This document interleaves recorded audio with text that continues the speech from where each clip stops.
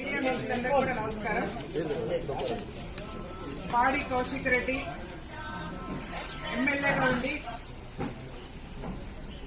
తోటి ఎమ్మెల్యేలకు చీరలు గాజులు పంపిస్తున్నారని చెప్పేసి మీడియా జరిగింది, మాట్లాడడం జరిగింది. 1,50,00,000 పైగా అంటే సగం జనాభా మహిళలుగా ఉన్నటువంటి మేము మహిళల యొక్క మనోభావాలు దెబ్బతినే విధంగా ఎమ్మెల్యే పాడి కౌశిక్ రెడ్డి మాట్లాడినటువంటి దృష్ట్యా స్పీకర్ గారికి వారిని ఎమ్మెల్యే నుంచి డిస్క్వాలిఫై చేయాలని చెప్పేసి విజ్ఞప్తి చేయడం జరిగింది.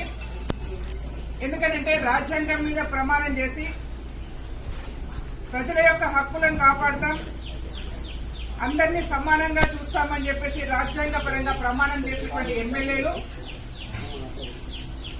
సగం జనాభాలో సగభాగంగా ఉన్నటువంటి మహిళల్ని కించపరిచే విధంగా అంటే తక్కువగా చాతగాని వాళ్ళగా ముద్రించే ప్రయత్నం ఇవాళ ఎమ్మెల్యేగా చేసింది కాబట్టి వారిని డిస్క్వాలిఫై చేయాలని చెప్పేసి విజ్ఞప్తి చేయడం జరిగింది.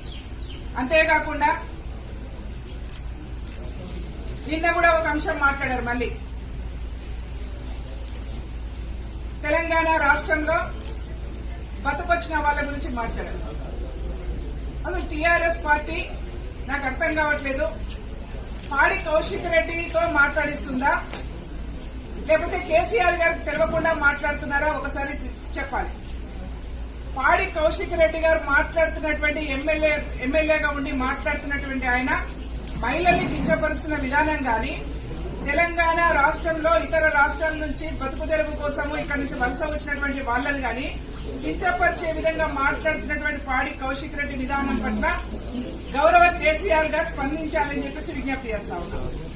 ఒకవేళ కేసీఆర్ గాని హరీష్ రావు గారు గాని ఈ విషయంలో స్పందించకపోతే వాళ్లే మాట్లాడించినట్టుగా అనుకోవాల్సి వస్తుంది.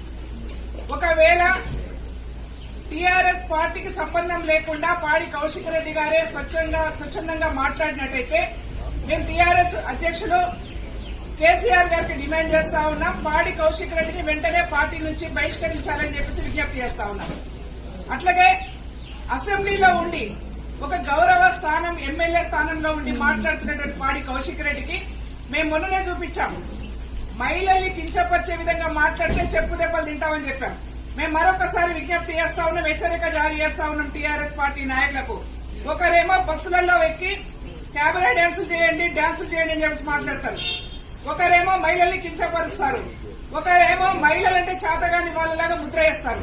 కాబట్టి వీళ్ళందరూ కూడా బుద్ధి రావాలంటే తెలంగాణ రాష్ట్రంలో మహిళల నుంచి వీళ్ళకు ఎదురు దెబ్బ తిరిగే అవకాశం ఉంటుంది. మహిళలు తిరగబడే రోజు ఆసన్నమైందని చెప్పి తెలియజేసుకుంటూ గౌరవ స్పీకర్ గారికి ఇలాంటి నాయకులు సమాజాన్ని గౌరవించలేని వాళ్ళు, సమాజంలో సగభాగంగా ఉన్నటువంటి మహిళల్ని కించపరిచే వాళ్ళు అసెంబ్లీలో ఉండే ఆస్కారం లేదు.